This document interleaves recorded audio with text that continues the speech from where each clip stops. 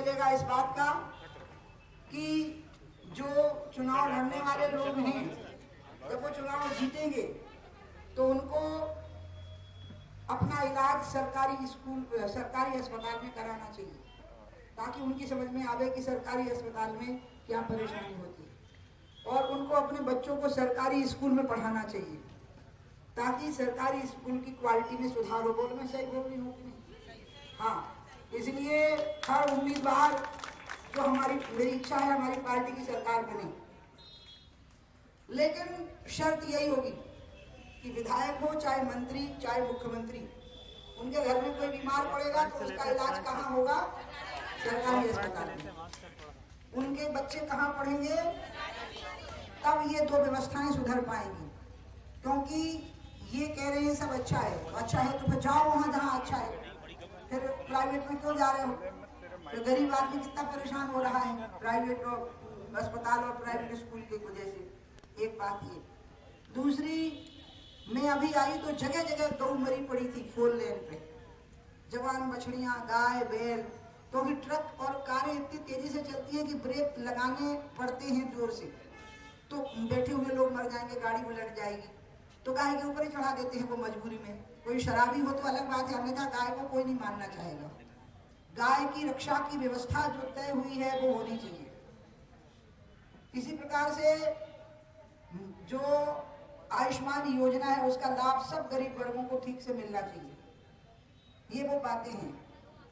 भाजपा की सरकार ही बनेगी, बननी भी चाहिए, लेकिन जो सरकार बने उसके विधायक, उसके सांसद, उसके मंत्री, उसके चीफ मिनिस्टर सब अपना और अपने घर के लोगों का इलाज सरकारी अस्पतालों में कराएं और अपने बच्चों को सरकारी स्कूलों में पढ़ाएं, ताकि और सब अधिकारी, ब्यूरोक्रेट जो अधिकारी होते हैं वह भी। इसका मतलब है कि आप खुद मान रहे हो कि सरकारी अस्पताल और सरकारी स्कूल की व्यवस्था खराब है। तो जब खराब है तो आपने क्या किया? फिर ठीक करिए उसको। तो ठीक कब होएगी? जब आप अपनी घरवाली को लेकर वहीं जाओगे। ठीक कब होएगी? जब आप अपने बच्चों को लेकर वहीं जाओगे, तब ना डॉक्टर मौजूद रहेंगे। नहीं तो डॉक्टर गायब, नर्सें पूरी है ही नहीं, दवाइयाँ गायब, ये हालत बनी हुई है। अब हमें राम मंदिर से राम राज्य की ओर जाना है। राम मंदिर अयोध्या में बनेगा और राम राज्य पूरे देश में बनेगा। तो राम राज्य की पहचान क्या थी? सस्ता इलाज। ये थी गांधी जी की व्याख्या। सस्ता इलाज, सस्ता अनाज, सस्ता न्याय, सस्ता कपड़ा। बोलो, सस्ता इलाज है? नहीं है। सस्ता कपड़ा है? नहीं है। सस्ता न्याय है? नहीं है। कितनी परेशानी होती है, अदालत में कितने चक्कर काटने पड़ते हैं। तो राम राज्य की कल्पना को पूरा करना है। आज बीजेपी की यात्राएं निकल रही, उन्होंने मुझे कहीं नहीं बुलाया, इससे मुझे कोई फर्क नहीं पड़ता। मैंने यहाँ सरकार बना के दी और मैंने 2020 में भी अक्टूबर के महीने में कोरोना हो गया था, मुझे 11 दिन नहीं निकल पाए थे और पूरे प्रदेश की भाजपा चिरौरियां कर रही थी मेरी मनौतियां कि आ जाइए जल्दी। तो जब 28 सीटों पर चुनाव हुए तो हम 22 पे जीते और मैंने कस के चुनाव प्रचार किया। और जब आशीर्वाद यात्रा निकली तो मुझे फिर नहीं बुलाया, क्योंकि उनको लगता है कि अब तो हम सरकार बना लेंगे, हाँ चुनाव प्रचार में बुलाएंगे और मैं चली भी जाऊंगी। मैं भाजपा का ही प्रचार करूंगी, मैं भाजपा की नहीं वोट मांगूंगी। लेकिन मेरे मन में ये सवाल जरूर आता है कि ज्योतिरादित्य सिंधिया ने आपकी सरकार बनाई तो मैंने भी तो एक पूरी सरकार बना करके दी थी, और ज्योतिरादित्य सिंधिया मुझे बहुत प्रिय हैं, मेरे भतीजे हैं, मुझे बहुत प्रिय हैं, प्राणों से बढ़ के प्रिय हैं।